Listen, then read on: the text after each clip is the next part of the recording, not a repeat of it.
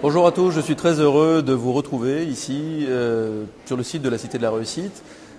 Toute la journée, nous vous l'avons dit, à 20 h, vous aviez un rendez-vous sur ce site. Ce rendez-vous, nous y sommes. C'est une émission exceptionnelle que nous enregistrons dans la salle Bourjac, ici à la Sorbonne. Pendant ce temps, nous l'enregistrons pendant que tous les débats ont lieu un petit peu partout dans la Sorbonne. Cette Cité de la Réussite respire l'enthousiasme, respire le partage. Ce soir, c'est un petit extrait de quelques interventions et surtout de quelques prolongations que nous avons jouées avec vous car vous avez été très nombreux à nous poser des questions sur le chat, à poser des questions également sur le hashtag CR12 sur Twitter, quelques questions sur Facebook également, pour prolonger ces débats tout au long de la journée d'hier et d'aujourd'hui. Qu'est-ce que partager ? C'était le premier débat. Qu'est-ce que partager ? C'est le débat fondamental, puisque nous sommes au cœur du partage. Qu'est-ce que partager hier a déclenché une vague de tweets incroyable, plus de 800 tweets en une conférence, donc en 1 h 30, des applaudissements extrêmement nourris, notamment pour Liliane Thuram. Liliane Thuram qui a parlé avec une simplicité et une émotion très palpable des inégalités, de la nécessité de partager, de ces voyages, de ces rencontres. C'était un beau témoignage. C'était une rencontre dans le Grand Amphi avec Franz-Olivier Gisberg, avec Jean-Michel Blanquer également, le directeur de l'enseignement scolaire, que nous avons interrogé également sur la base de vos questions. Donc je vous propose de retrouver les quelques questions posées par Amélie en coulisses de la Sorbonne, à Liliane Thuram, puis juste après à Jean-Michel Blanquer, et nous nous retrouverons juste après ça.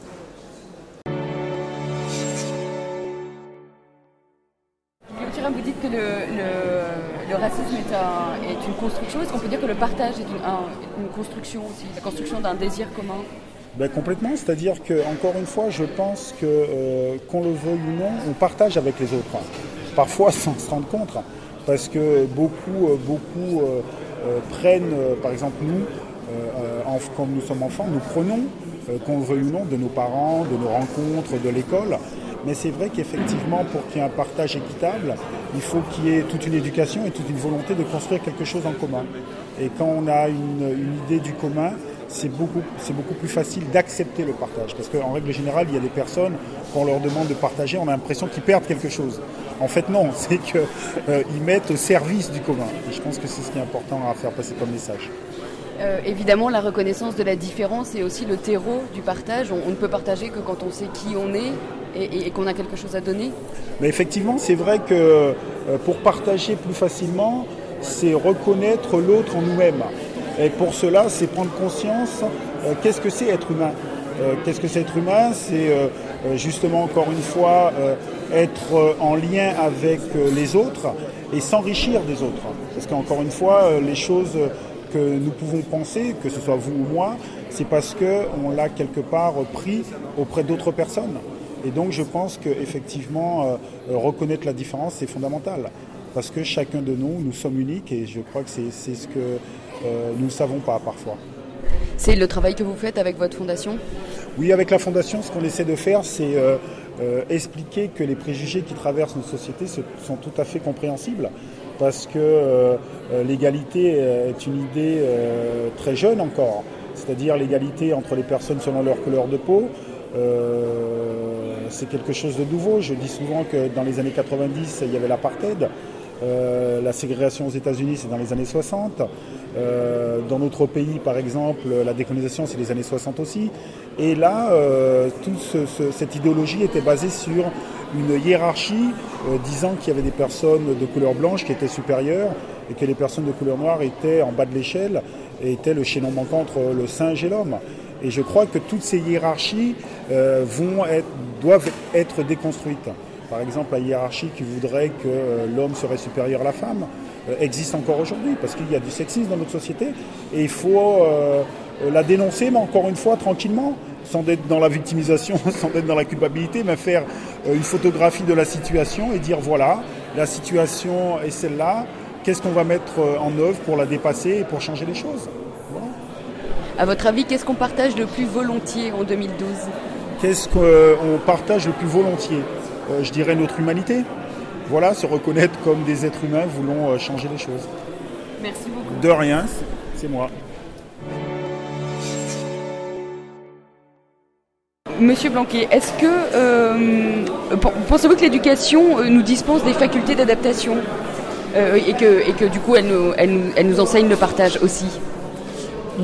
L'éducation nous apprend à développer nos facultés d'adaptation. C'est presque même un des buts fondamentaux de l'éducation. C'est de nous apprendre à apprendre, de nous apprendre à nous adapter, en nous transmettant des savoirs qui vont devenir le socle de nous-mêmes d'une certaine façon, et puis en nous apprenant aussi des manières d'être face au savoir, et donc en nous permettant finalement de nous donner le moteur du progrès tout au long de la vie. Donc l'éducation sert à ça fondamentalement. Et quels sont les outils dont vous disposez pour développer cette éducation au partage? D'abord, l'éducation est une question d'être humain. Donc fondamentalement, ce qu'il faut, c'est des professeurs ayant le désir de faire ce métier et bien formés pour le faire, se formant tout au long de leur vie pour le faire. Et professeur, c'est par définition le métier pour lequel on se forme sans arrêt, puisqu'on lit, on écoute, on est curieux de la discipline que l'on enseigne. Donc c'est le facteur fondamental. Mais il faut aussi des élèves qui ont envie d'apprendre, et on doit leur communiquer cette envie d'apprendre si elle n'est pas spontanée. Et tout ce qui va dans ce sens-là permet la bonne alchimie de l'éducation. Donc il y a bien entendu des outils au service de cela, mais ils viennent, je dirais, en appoint. Ce qui compte d'abord, c'est l'état d'esprit et la manière dont on réussit à créer cet état d'esprit. Georges-Paul Langevin parlait tout à l'heure de co-éducation entre les parents et l'école. Est-ce qu'on peut parler de en tout cas de tri-collaboration entre les élèves, les parents et l'école? On pourrait dire ça, bien entendu, mais le concept de coéducation doit être vraiment bien souligné et pris très au sérieux, parce qu'il est fondamental pour tout système éducatif, puisqu'il insiste sur le fait que les parents d'une part, l'école d'autre part, sont vraiment ensemble pour l'éducation des enfants. Or, le premier facteur de réussite des élèves, c'est l'implication des parents dans leur éducation.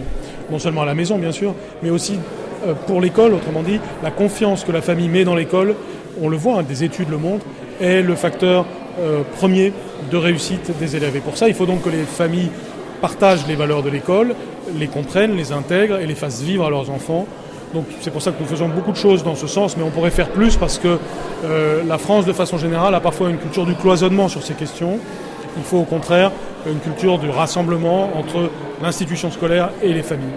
Et c'est vous qui parliez de l'importance des objectifs partagés, c'est-à-dire des objectifs qui sont, si pas définis ensemble, en tout cas très clairement expliqués et partagés. Dans la vie en général, le vrai partage, c'est pas un partage à la fin d'un processus, c'est le partage au début d'un processus, quand on a partagé ensemble le pourquoi de notre présence en commun et ce que l'on va faire ensemble. Et donc c'est vrai pour l'éducation comme pour d'autres domaines, il faut au début savoir pourquoi on est là, le comprendre. Alors chez le tout petit enfant, ça passe par des choses plutôt de l'ordre du signe et du symbole, mais vis-à-vis des familles ou vis-à-vis d'un enfant quand il est plus grand, on peut bien entendu expliquer pourquoi on est là et vers quoi l'on va. Et ce chemin du savoir, ce chemin de la connaissance, ce chemin aussi du partage de valeurs qu'il y a intrinsèquement dans l'éducation, à commencer par le respect d'autrui, eh bien cela se partage dès le début pour qu'on comprenne pourquoi on est là. Dernière question, à votre avis, en 2012, que partage-t-on le plus volontiers? C'est une excellente question.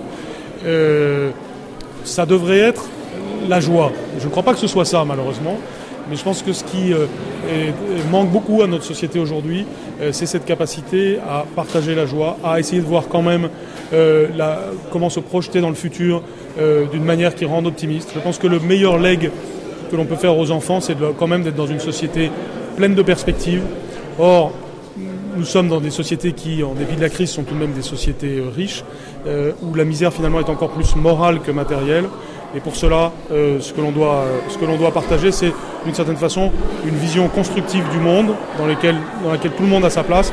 Et il faut que nos enfants le comprennent, parce que sinon on les fait entrer dans un monde gris et il n'y a aucune raison pour cela.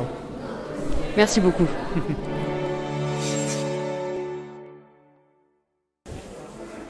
Nous avons parlé de qu'est-ce que partager, nous avons parlé des inégalités, nous avons parlé de la nécessité du partage, la nécessité de la rencontre de l'autre, la rencontre de l'émotion de l'autre.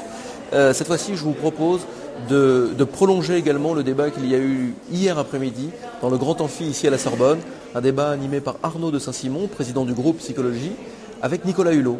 Nicolas Hulot, que je ne vous présente évidemment pas. Vous avez été extrêmement nombreux à poser des questions sur le chat, encore une fois, à poser des questions sur Twitter et sur Facebook. Nous lui avons posé. Et après, nous avons dialogué un petit peu avec Arnaud de Saint-Simon. Et il nous a parlé également de la journée de la gentillesse qui aura lieu le 13 novembre. Nous nous retrouvons juste après.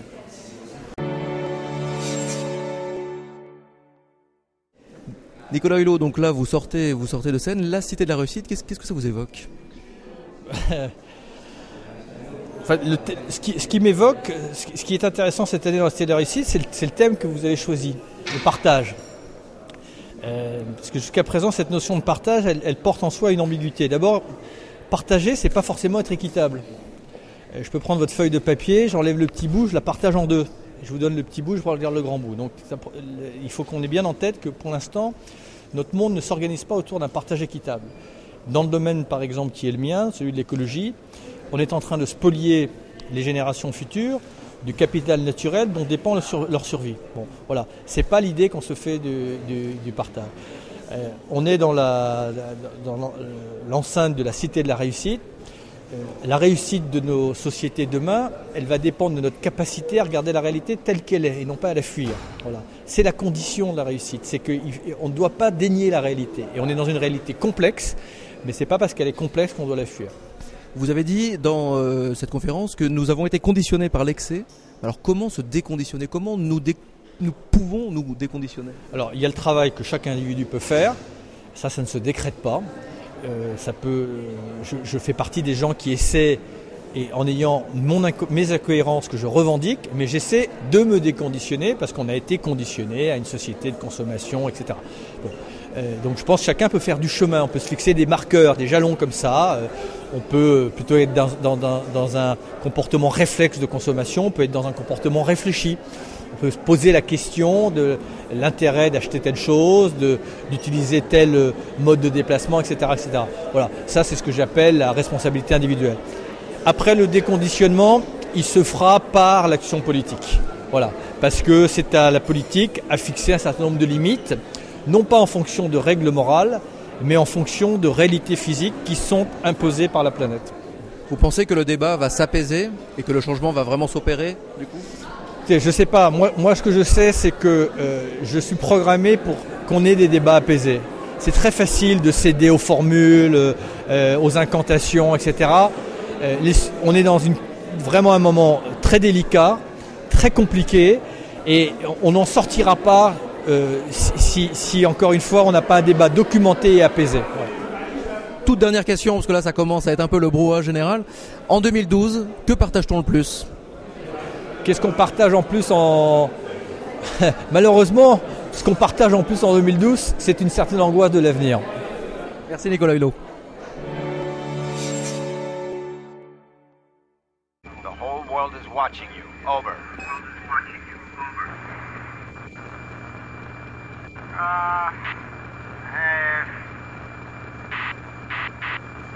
You know, on second thought, I'm not really sure.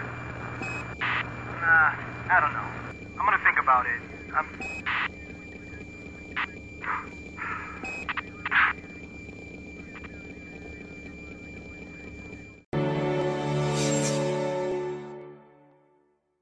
Je suis avec Arnaud de Saint-Simon, président du groupe Psychologie. Arnaud, que signifie pour vous cette Cité de la Réussite ? Cette Cité de la Réussite, c'est plusieurs choses. D'abord, c'est un événement unique, extraordinaire, où on invite des leaders du monde entier et de disciplines très différentes, l'économie, la finance, la vie associative, la politique, etc., à débattre avec les étudiants. Donc on n'est pas dans la formalité, on n'est pas non plus dans ce qu'on appelle le top-down ni la maîtrise.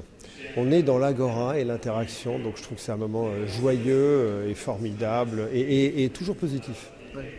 Vous sortez d'une conférence que vous avez animée. Vous participez à une autre ce dimanche, sur les médias sociaux, sur Internet, sur les dérives ou pas, en tout cas on va en parler. Mais là vous sortez d'une grande question que vous avez abordée. Face à la crise économique, l'écologie a-t-elle encore un sens ? Est-ce que vous avez des éléments de réponse suite à cette conférence ? Oui, je crois que ceux qui voudraient dissocier les deux ont tort. Ceux qui voudraient dire que parce qu'il y a crise économique, on n'a pas le temps de s'occuper de l'écologie ont tort. Je crois que Nicolas il l'a bien expliqué, les deux sont liés. Et la crise, elle n'est pas d'abord économique, elle est d'abord écologique. Et je crois qu'il a démontré assez brillamment à quel point non seulement les deux sont liés, mais à quel point, si on accepte de se modérer un peu, on peut trouver quand même de la croissance dans la transition écologique. Vous avez même poussé une sorte de cri d'appel, de cri d'alarme peut-être, face à cette assemblée, une assemblée faite d'étudiants, faite de génération Y, en disant mais vous jeunes, vous n'en avez pas marre, vous êtes fait confisquer quelque part votre pouvoir.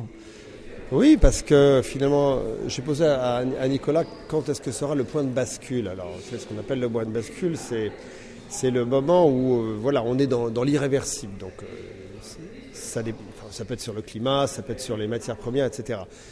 Et ce que Nicolas dit, ce que je crois tout le monde est d'accord, c'est qu'on y va, donc on est dans un monde fini. Ce qu'on ne sait pas, c'est exactement quand. Mais ça sera pendant le siècle. 2020, 2050, 2080. Mais ils seront tous vivants. Donc tout ce qu'on a dit aujourd'hui, est-ce que ça ne les inquiète pas? Et de voir que nous sommes dans un monde qui ne conçoit pas le partage, parce que c'est un monde dans lequel les dirigeants, et ma génération d'ailleurs, accaparent les ressources au détriment des générations futures, moi ça me mettrait sacrément en colère. C'est bien que ça mette d'abord la génération dessus en colère, ça peut aider. Parce qu'elle a vécu d'autres colères avant peut-être. Peut-être aussi. Alors le partage justement, on en parle, on est en plein cœur évidemment d'une cité de la réussite sur le partage. Dimanche vous intervenez sur une table ronde, un débat autour de très près lié au numérique et à l'internet. Le partage, on pense tout de suite à la transparence toute puissante. L'intime, qu'est-ce qu'on en fait de l'intime à notre époque? L'intime, on le dévoile, on l'exhibe sur les réseaux sociaux et on en fait beaucoup de choses de l'intime. Mais par exemple, c'est vrai qu'on le dévoile, on se met en scène, on s'exhibe sur les réseaux sociaux et finalement on dit « aime-moi ». Et on essaie de fabriquer cette image un peu parfaite, un peu cool. Voilà. Mais on sait en même temps que les réseaux sociaux sont dans la vraie vie et qu'on ne maîtrise pas tout ça. On ne maîtrise pas nos lapsus, on ne maîtrise pas les gens qui viennent ou pas sur nos pages, etc. Donc voilà, il y a quelque chose de cet intime-là qui se joue. Mais moi, par exemple, ça fait des années que j'échange ma maison sur des sites d'échange de maisons. Et là aussi, il y a quelque chose de l'intime qui se joue. C'est-à-dire que c'est des sites sur lesquels des gens qui ne se connaissent pas aux quatre coins de la planète s'échangent ce qu'ils ont de plus intime. Leur maison, leur lit, leur drap, leurs photos de famille, parce que je veux dire, il ne faut pas s'y tromper, on peut cacher quelques éléments très très personnels, mais vraiment, voilà, on est dans un échange de maison et de vie. Donc ça aussi, c'est une dimension méconnue, mais intéressante d'Internet et des réseaux sociaux. Et du partage. Et du partage.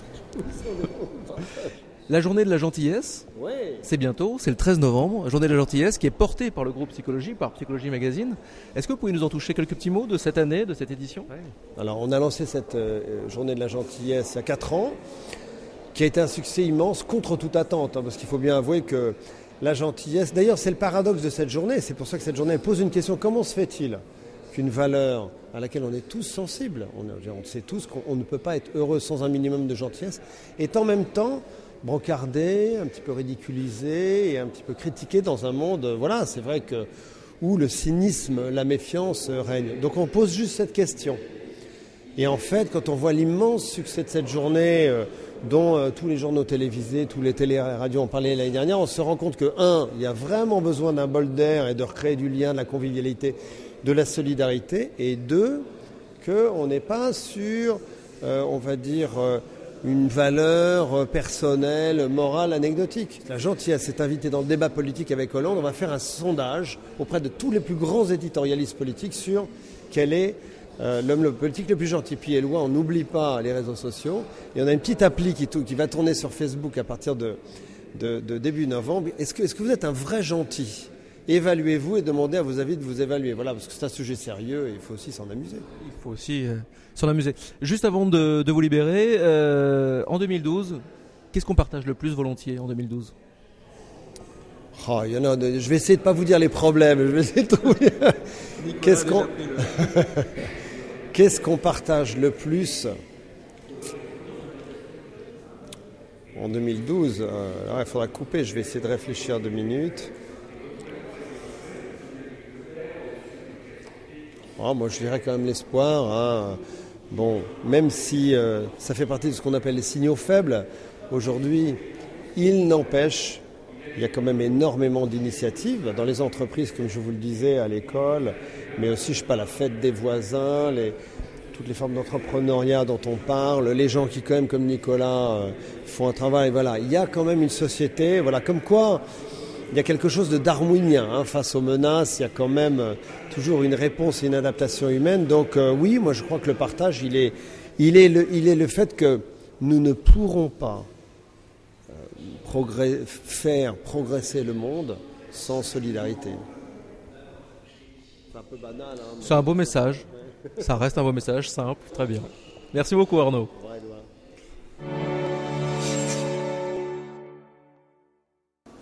Nécessité de changer, transition démocratique, transition écologique, envie d'aller vers l'autre, toujours cette nécessité de partager. Cette fois-ci, je vous propose un voyage, je vous propose de partir, de prendre vos bagages et d'aller à la rencontre de territoires très très lointains, puisqu'ils sont à l'intérieur de nous-mêmes. Je vous propose de prolonger le débat d'hier avec Jean-François Rial, un débat sur le voyage, cette notion de partage qu'est le voyage. Jean-François Rial est le fondateur de Voyageurs du Monde. Il nous parle du concept d'impermanence. Et juste après Jean-François Rial, c'est Thierry Marx. Thierry Marx qui nous parle évidemment cuisine, mais c'est pas si évident que ça, vous allez voir.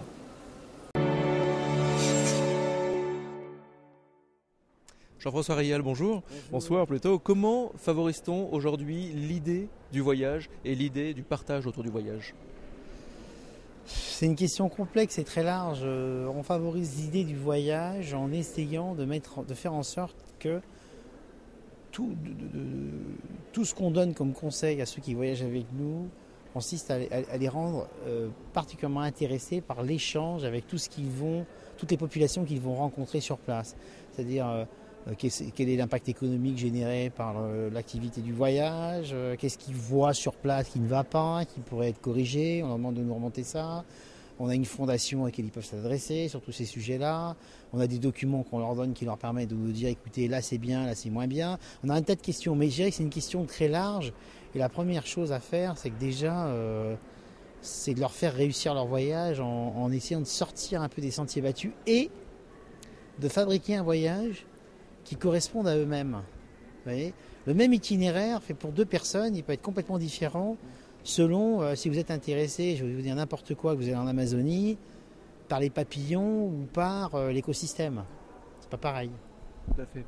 Vous avez fait un voyage particulier au Tibet, vous en avez pas mal parlé, et vous avez notamment retenu une leçon qui vous apparaît comme fondamentale, l'impermanence. Qu'est-ce que c'est que l'impermanence ? L'impermanence, c'est une des leçons clés de la vie pour moi, c'est que quand vous vivez quelque chose, vous voyez en ce moment on vit quelque chose ensemble, vous m'interviewez, ce moment il va être mort dans 5 minutes.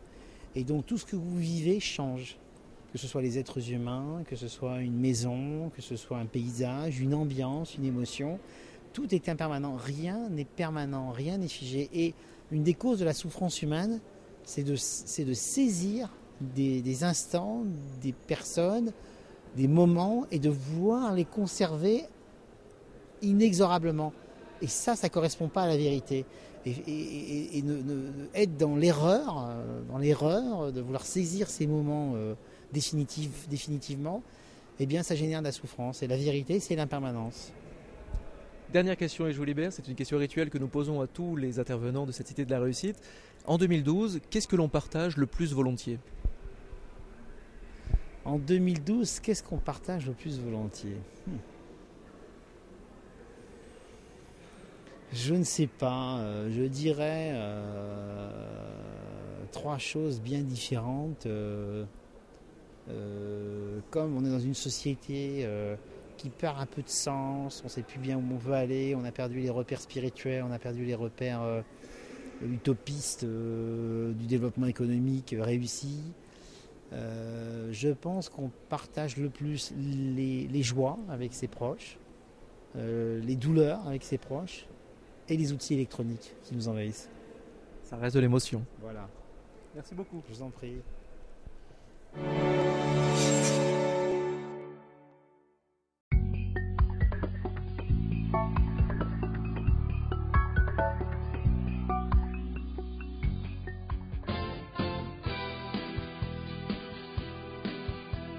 nous rencontrons une population qui a beaucoup de problèmes de pouvoir d'achat, qui sont ou au RSA ou en dehors de tout dispositif d'aide sociale, la difficulté pour ces personnes d'accéder à la mobilité et d'avoir une voiture, tout simplement une voiture qui roule.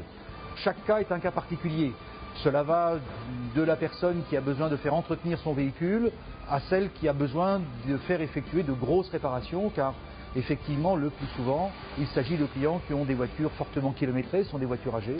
Et c'est vrai que là, on est confronté à une difficulté parce que le coût de la réparation, malgré les aides dont ces clients peuvent bénéficier, reste encore trop élevé pour eux. D'autres sont en dehors de tout dispositif d'aide et de ce fait ne sont pas solvables pour pouvoir faire entretenir leur voiture, alors même que ce véhicule est indispensable pour leur mobilité et pour leur permettre de se réinsérer dans la vie économique et sociale. L'association Voiture & Co identifie les ayants droit et nous les adresse pour une meilleure gestion des entrées ateliers.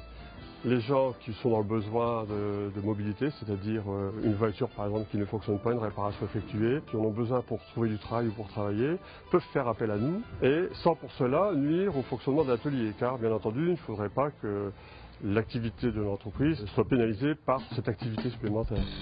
Ceci, c'est pour vous. D'accord. Nous, on vous rappelle dès que le véhicule est disponible.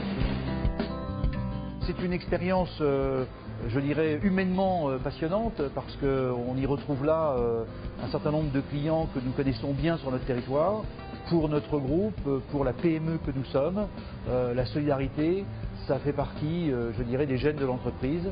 Ce qui m'a motivé dans cette action, c'est de pouvoir aider ces gens à leur redonner de la mobilité pour retrouver du travail et ainsi contribuer à améliorer les conditions de vie dans notre bassin régional. Puis on les retrouvera dans la clientèle classique.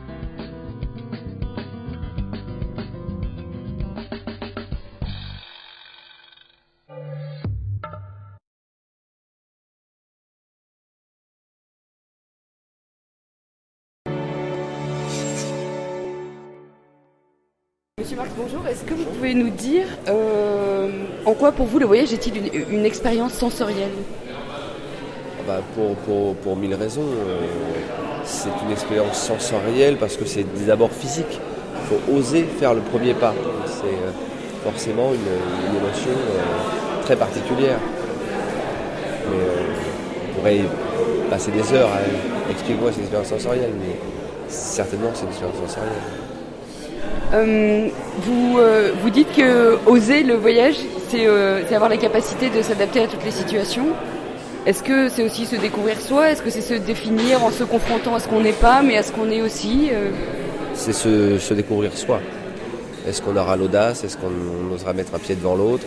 Est-ce qu'on va s'adapter ? Et c'est comme ça qu'on va s'enrichir, se construire. C'est important, même dans les situations les plus empiriques de mes voyages. J'en ai retiré un aguerrissement pour la vie à venir. Et ça, c'est important. Et aujourd'hui, je ne cesse de le répéter, on peut avoir une vision très luxueuse du voyage, ou très chic, très mondaine, ou très massive. Mais le voyage est important pour se construire soi-même, pour se connaître soi-même. Donc il faut revenir à des fondamentaux, c'est vrai, dans pas mal de choses, y compris dans le voyage. Le sac à dos, les bonnes godasses et se barrer, il faut revenir à ça, parce qu'on se construit. Alors il faut oser ça, mais je le dis avec beaucoup de sincérité. Trop de jeunes gens, tout à l'heure on a parlé de moyens, d'argent, et si j'ai pas d'argent je peux pas voyager, c'est faux. J'ai commencé à voyager, j'avais 500 francs, j'ai traversé le Portugal avec 500 francs. À l'époque c'était comme ça, donc je crois que c'est encore vrai aujourd'hui, heureusement. Et sortir de l'écran, se barrer devant son écran et dire j'économise, je prends un billet d'avion et je me tire et je vais m'adapter. Et ça, c'est ce qui va peut-être nous sauver de beaucoup de misère sociale et intellectuelle. Est-ce que c'est le genre de message que vous diffusez aussi auprès des élèves que vous avez dans les formations que vous avez créées ? Tout le temps. Moi, je me bats contre une chose dans cette société, c'est la peur de l'autre. La peur de voyager, c'est aussi la peur de l'autre. La peur de l'enseignement, c'est la peur de l'autre, etc., etc. Donc ça crée énormément de violence dans cette société. Or que, vous savez, quand vous prenez votre sac, vous partez voyager, vous faites plus humble et vous adaptez plus vite. Et ne serait-ce que de sortir de la cité dans laquelle on évolue, parce que ça nous rassure finalement d'accepter des conditions de vie qui ne sont pas acceptables, et on le sait, eh bien, le fait d'oser partir, ce qui a été mon cas il y a 40 ans, eh bien, il faut le faire. On était plusieurs à le faire, on l'a fait. C'est encore vrai aujourd'hui. Aujourd'hui, il faut oser sortir de sa cage d'escalier, oser sortir de sa cité, et puis aller affronter la vie avec beaucoup de courage, en comptant que sur soi-même, en se découvrant soi-même. Et ça marche. Il y a encore beaucoup de gens sur cette planète qui émigrent, et tant mieux. Eh bien, ces gens-là arrivent à s'adapter. Alors pourquoi pas nous, petits Français, nous ne ferions pas la même chose? Et la part du rêve dans le voyage, vous en avez pas mal parlé, est-ce que vous pouvez nous en dire un mot? Elle est essentielle, la part du rêve dans le voyage. Elle passe par l'éducation. J'étais un cancre à l'école, mais il y a bien une matière qui me faisait rêver, c'était la géographie. Donc la géographie, l'histoire me faisait voyager, me donnait envie de découvrir les pays. Et ensuite, il y a eu l'éducation, le cinéma, la littérature. Tout ça m'a fait idéaliser cette notion du voyage. Donc tous les pays que j'ai traversés en premier étaient forcément les pays dont j'avais rêvé. Et ça, c'est important. Il faut garder cet esprit un peu Tintin et Milou, quoi. Je veux dire, c'est très important. L'aventure commence en bas de chez soi. Très sincèrement. Arrêtons d'avoir peur de l'autre. Une dernière question. À votre avis, en 2012, qu'est-ce que l'on partage le plus volontiers? La cuisine. Très honnêtement, je dis ça sans forfanterie pour mon métier, mais aujourd'hui, s'il y a bien une chose qui rassemble, c'est que la cuisine en France est devenue un loisir et que c'est peut-être la seule chose qui touche l'intimité de chacun. Et ça, c'est fort. On est tous hyper numérisés, on a tous 3000 amis sur Facebook, mais on ne sait pas qui prendre un café le matin. Donc ça, c'est pas mal que la cuisine soit un véhicule social extrêmement liant. Mais liant dans le bon sens du terme, et pas croire uniquement aux bienfaits des réseaux sociaux. Merci beaucoup. Merci à vous.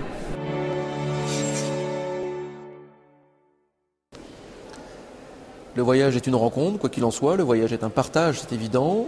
Le voyage, c'est le lointain. On l'a vu avec Jean-François Rial, qui nous a parlé du Tibet. Mais le voyage, c'est aussi le quotidien. C'est aussi la cuisine, avec Thierry Marx notamment. Cette fois-ci, nous avons prolongé avec vos questions encore une fois. Et vous avez été très nombreux à poser des questions à Étienne Klein. Étienne Klein que nous avons croisé tout à l'heure. Et nous lui avons posé quelques questions autour de l'improbable. Le sentiment d'improbabilité, comment gérer l'improbable, comment se retrouver face à un stress, face à un risque. Étienne Klein nous en dit plus. Et juste après Étienne Klein, c'est une rencontre étonnante à laquelle je vous invite. J'ai reçu à mes côtés ici Ezra Soleiman. Ezra Soleiman est professeur de sciences politiques à Princeton. Au-delà d'être professeur, c'est avant tout un observateur de notre société, vue des États-Unis, un observateur de notre vie politique, un observateur de notre citoyenneté. Et il intervient évidemment sur un grand débat ici à la Sorbonne autour d'une certaine rupture éventuelle, en tout cas des enjeux de cette rupture entre le citoyen et le politique. On se retrouve pour terminer cette émission juste après ces deux interventions.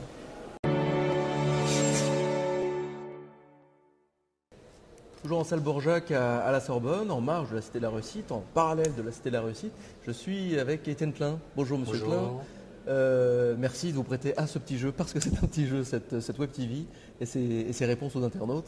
Vous avez participé ce matin à un grand débat dans le Grand Amphi. Comment se préparer à l'improbable? Alors en soi, c'est une question, mais on ne va pas faire les quelques minutes que nous avons ensemble sur cette question. Moi, je voudrais juste orienter sur les sciences. Est-ce que la connaissance scientifique permettra un jour d'anéantir l'imprévu, l'improbable? Bon, d'abord, la connaissance scientifique, elle n'est pas complète, comme vous savez. La physique s'intéresse à la matière inerte, mais elle ne traite pas les questions de biologie. On sait que les sociétés humaines sont très difficiles à comprendre, qu'il y a de l'aléatoire, il y a de l'incompris, il y a du libre arbitre, qui font que ce sont des objets difficiles à comprendre intégralement. Et donc, je ne crois pas qu'on puisse parier sur le fait que nous acquérons un jour une connaissance intégrale du monde. Et d'ailleurs, même si nous l'avions, il est pas sûr que nous saurions la décliner au point de pouvoir prévoir exactement ce qui va se passer dans tel ou tel secteur. En plus, vous savez, en physique, il y a une discipline qui s'appelle la physique quantique, qui régit le monde microscopique, dans laquelle il y a une forme d'indétermination qui se manifeste par le fait qu'on ne peut calculer que les probabilités que tel ou tel événement se produise dans telle ou telle situation, ce qui empêche de penser l'histoire comme quelque chose d'intégralement déjà écrit. Oui, c'est penser plusieurs futurs envisageables, imaginables. Donc il y a toujours de l'improbable à envisager, peut-être même de l'impensable. Ouais. Penser l'impensable, c'est une sorte de contradiction. Mais il est possible que surviennent des événements auxquels personne n'avait pensé, qui font que notre avenir est difficile à complètement décrire. Mais l'improbable, finalement, est-ce que c'est... On appelle improbable, finalement, notre ignorance, tout simplement? Pas vraiment, parce que l'improbable, ce sont des événements auxquels nous avons pensé, ouais, et auxquels nous attribuons une probabilité d'occurrence très faible, ou bien auxquels on ne sait même pas calculer la probabilité qu'ils adviennent. Et donc l'improbable, ce n'est pas l'impensé, puisque précisément il a été évalué, en tout cas on a tenté de l'évaluer, et c'est un événement auquel on ne croit pas vraiment, sauf que quand on lui associe des dommages considérables, il faut s'y préparer. Donc il y a une sorte de paradoxe à considérer à la fois que cet événement a peu de chances de se produire, mais qu'il faut quand même préparer son advenu. Ouais. Et souvent, improbable a une connotation négative, c'est la catastrophe. Mais ce qui est improbable aussi, c'est le miracle. Donc quand on pense improbable, il faut penser à la fois à la catastrophe, mais aussi le miracle, en tenant compte du fait que s'il s'agit de miracle, il est peut-être moins nécessaire de s'y préparer. Ça nous tombe dessus. J'ai eu une question sur le chat, sur le site Cité de la Réussite. Une société de partage est-elle une société improbable? Je ne sais pas répondre à cette question. Ce que je vois de fécond dans le partage, et ça reprend une remarque de Spinoza dans l'éthique, c'est que la connaissance, c'est la seule chose qui ne se réduit pas en se partageant. Quand vous partagez un morceau de pain, eh bien, la part qui vous reste est plus petite que la part initiale. Quand vous partagez la connaissance, elle augmente, puisqu'elle est portée par de plus en plus d'intellect ou d'esprit. Et à mon avis, c'est ça qui incombe aux scientifiques. Non seulement ils doivent faire des innovations, fabriquer de nouveaux objets, mais aussi partager ce que nous apprenons grâce à la science. Ce qui demande un effort particulier quand c'est la physique. Vous savez bien que la physique est un formalisme qui peut être très compliqué, qui n'est pas exprimé en langage naturel. Ouais. Et donc il y a tout un travail de traduction pour insérer dans la langue commune des choses que la langue commune ne dit pas déjà, mais qu'on apprend grâce à la physique. Et ça, c'est un travail qui est une forme de partage, qui rendra la société plus improbable ou moins improbable, je n'en sais rien, mais qui me semble que nous devons faire. Alors comment faire dans notre société pour... on est dans une société qui est très complexe, donc il faut admettre cette complexité, et en même temps on a toujours l'impression qu'on veut tout simplifier, qu'on va toujours au plus simple. Comment faire pour affiner ce paradoxe, pour ne plus... Nous avons perdu la maîtrise. Ouais. Comme disait Paul Valéry, nous savons en général ce que nous faisons, mais nous ne savons pas ce que fait ce que nous faisons. Et donc vous pouvez prévoir les conséquences de vos actions sur un coup, mais vous ne pouvez pas prévoir les conséquences des conséquences de vos actions. Et dans un tel contexte, où le déterminisme semble perdu, la seule chose que vous puissiez faire, ce sont des paris. Ouais. Ce n'est pas l'inaction la bonne réponse. Face à un monde complexe, l'inaction, ce n'est pas du tout ce qui s'impose. Ce qu'il faut faire, c'est des paris. Et puis être conscient qu'on a pu faire des choses dont les conséquences sont différentes de ce qui était attendu, corriger le tir, et ça ne cesse jamais. Ça s'appelle la vie. On ne peut pas totalement faire de choix totalement conscients, puisqu'on ne peut pas maîtriser les conséquences de ces choix, de ces impacts. On peut faire des choix parfaitement conscients, mais en admettant que les conséquences de ces choix ne sont pas forcément connues. Ouais. Et donc il faut se préparer à ce que surgissent des événements improbables, même lorsqu'on a l'impression de maîtriser complètement la situation. Un bon exemple, c'est le mariage, qui est quand même une expérience qui peut produire de l'improbable. Bon, et les gens se marient, ça veut dire qu'ils acceptent une forme de risque à laquelle ils associent autant de bienfaits possibles que de méfaits éventuels. C'est effectivement un pari. Voilà. Donc la vie est une sorte de mariage généralisé. C'est une belle phrase. On pourrait terminer là-dessus, mais je vous propose quand même, et c'est là où c'est un petit jeu, une question rituelle. C'est une question que nous posons à tous nos invités. En 2012, que partage-t-on le plus, selon vous? Moi, je dirais que s'agissant de la France, j'ai l'impression que nous partageons maximalement une sorte de dépression collective. Nous attendons Godot. Il y a une sorte d'attente déprimante. Godot pouvant d'ailleurs prendre plusieurs figures. Soit c'est la croissance, soit c'est l'effondrement, soit c'est la catastrophe, la fin du monde, etc. Et j'aimerais bien personnellement qu'on partage autre chose que ça, c'est-à-dire une façon de coloniser le futur pour le rendre désirable. Et ensuite, si possible, de tracer un chemin qui nous permettra de l'atteindre. Mais l'attentisme auquel nous assistons me semble mortifère. Sachant que Godot, je crois me souvenir, n'arrive jamais. Godot n'arrive jamais. La croissance ne veut pas revenir tout de suite. La fin du monde non plus. Et donc, il est temps d'agir. Merci beaucoup, Étienne. Merci.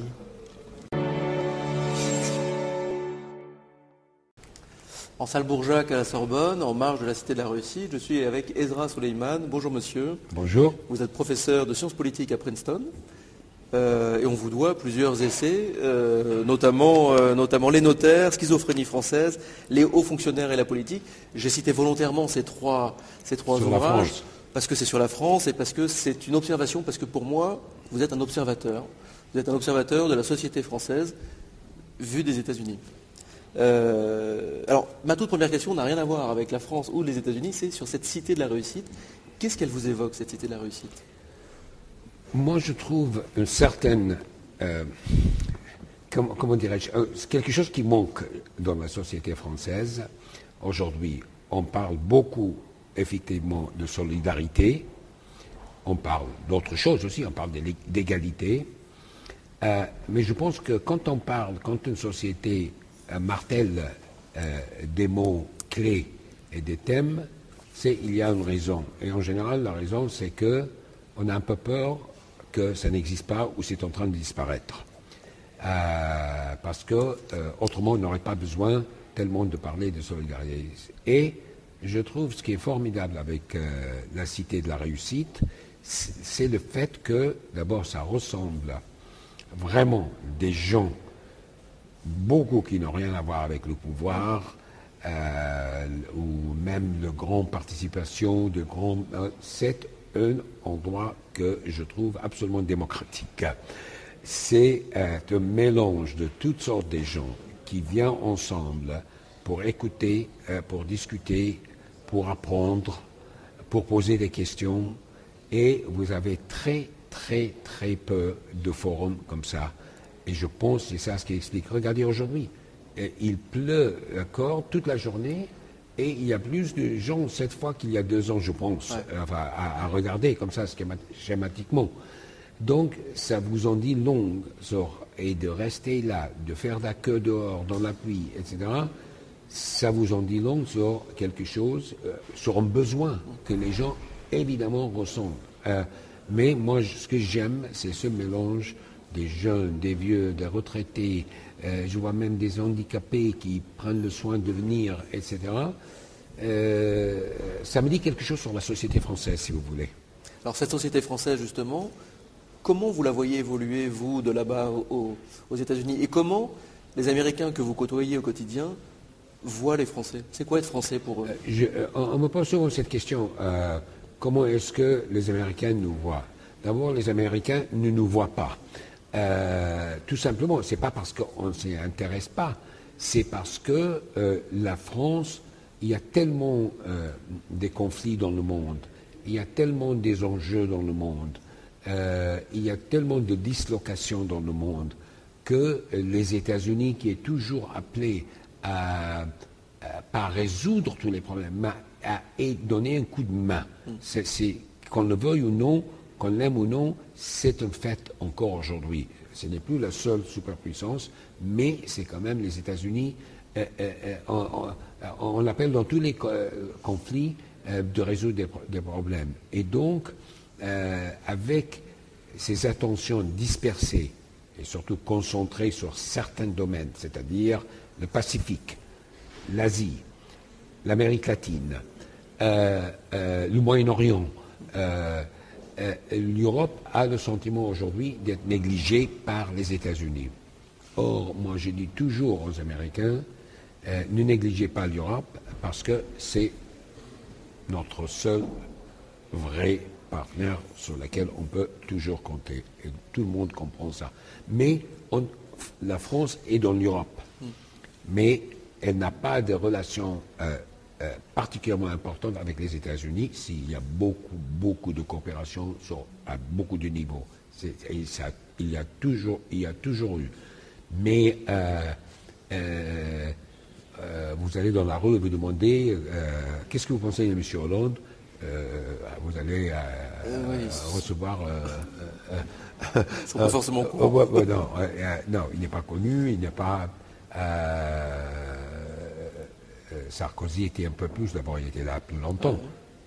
Hollande va être plus connu, mais c'est pas, il n'y a pas maintenant il n'y a pas ces relations bilatéraux qui sont très importantes entre les Pays-Bas, entre la France, etc.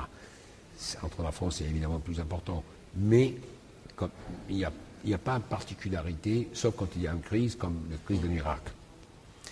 En France, on a l'impression qu'on vit une crise, évidemment, une crise mondiale, une crise économique, une crise écologique, mais aussi une crise du consensus, une crise molle, une crise où finalement on a l'impression qu'on est tous tétanisés, que plus personne n'avance. En tout cas, c'est ce qu'on nous montre. Est-ce que le citoyen a oublié qu'il avait un poids face aux politiques? Est-ce que le politique a oublié d'être lui-même un citoyen? Où est le... Vous savez, vous dites qu'il n'y a pas de consensus. Il y a, c'est vrai, un affrontement droite-gauche, mais ça n'a rien à voir avec l'affrontement droite-gauche d'autrefois. Vous connaissez votre histoire mieux que moi. Pendant les années 30, la France est déchirée, dans les années 40 aussi, d'une certaine manière. Et donc, après la guerre, s'est construit effectivement un certain consensus sur le genre de société qu'on veut construire. Ce consensus se tient, mais maintenant c'est devenu plus compliqué à maintenir. Je parle de la politique publique. En tant qu'Américain, je vous dis, j'aurais bien aimé avoir votre consensus aujourd'hui, compte tenu de l'énorme polarisation, idéalisation de notre société américaine. Donc on a un peu inverser le rôle, si vous voulez, parce que c'était l'Europe et la France qui étaient déchirées. Maintenant, c'est nous qui... Voilà. Et les États-Unis avant... Oui, donc je vous envie votre consensus. Oui, mais en même temps, on a l'impression qu'on n'avance pas. Vous savez, on n'avance pas. C'est-à-dire, c'est pas parce que... On n'avance pas, c'est pas parce qu'il y a un consensus. Je pense que... ou c'est pas parce que non plus qu'il y a un conflit.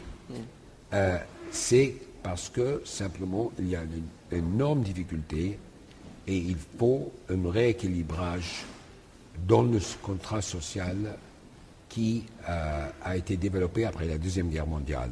Je ne veux pas dire par là il faut supprimer la protection sociale, etc. Mais il y a deux choses dont la France, je pense, a besoin.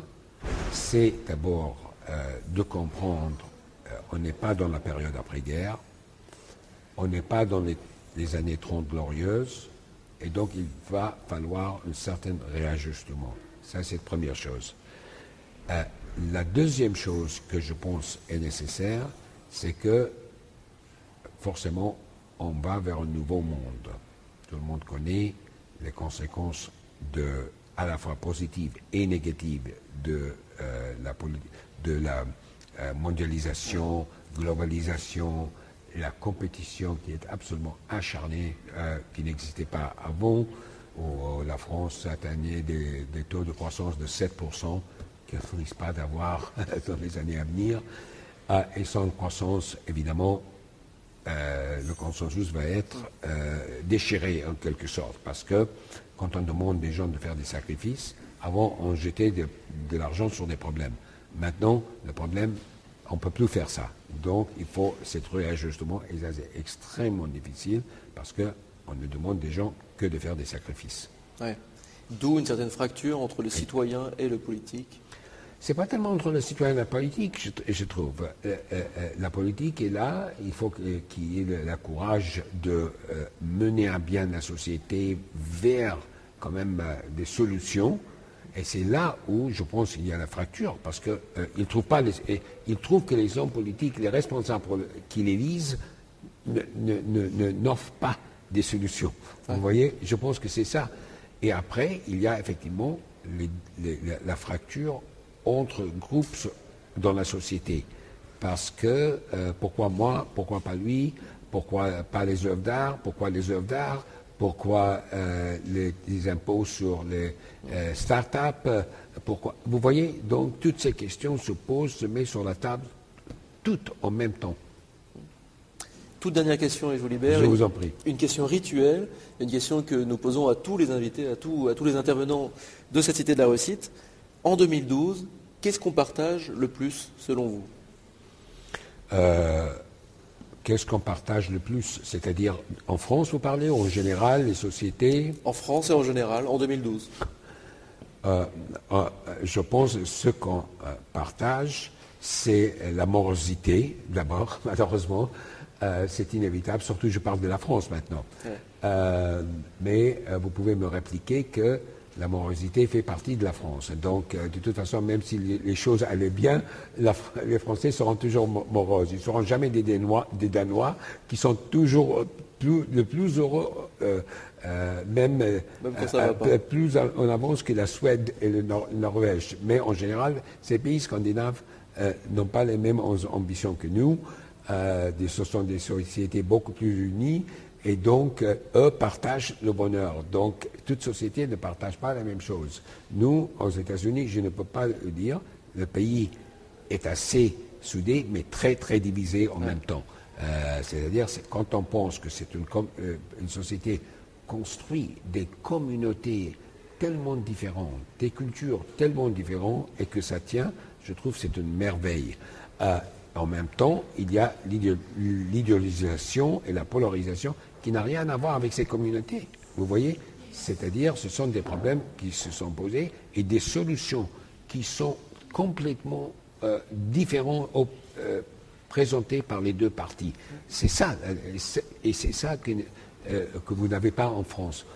Cette polarisation, je pense. Et peut-être le consensus est un problème, en quelque sorte. Peut-être qu'il va falloir le parce dépasser. qu'il va falloir proposer des choses nouvelles. Quitte à provoquer des clivages. Oui, dans un premier temps, peut-être.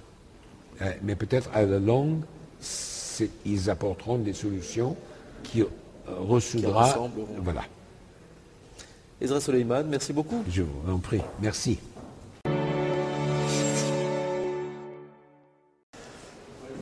C'est la fin de cette émission, cette première émission. Nous nous retrouvons demain à 20h. Vous pourrez continuer évidemment de poser des questions à tous les intervenants de la Cité de la Réussite. Notre équipe, Sophie, Amélie, vont en coulisses pour aller poser toutes vos questions aux intervenants. Nous en recevrons également ici demain un certain nombre. Nous avons notamment rendez-vous avec Joël Deronet, Jacques Attali, Jean-Pierre Elkabbach, Hélène MacArthur. Demain à 20h, ils seront pour vous, mais je vous invite surtout à aller prolonger les débats, retrouver l'intégralité de chaque débat de la journée de vendredi, de la journée de samedi sur le site sur lequel vous êtes, Cité de la Réussite, mais également à prolonger ces débats avec les interventions des intervenants, avec les comptes rendus collaboratifs, les fameux Storyfy, puisque ça tweet énormément. Et pour cela, je tiens vraiment à remercier la communauté Notex, la communauté Sun Sun Sun, la communauté WeShare et tous ces blogueurs qui, dans un esprit de partage, commentent, encouragent le débat, prolongent le débat et nous offrent un contenu qui est vraiment étonnant. Merci à tous, merci à la JD Carré pour la réalisation, merci à Un Air de Chat pour les moyens de diffusion, merci Sylvain, précieux Sylvain, merci Amélie, merci Sophie, merci évidemment à cette Cité de la Réussite et à cette Sorbonne de nous accueillir. À demain.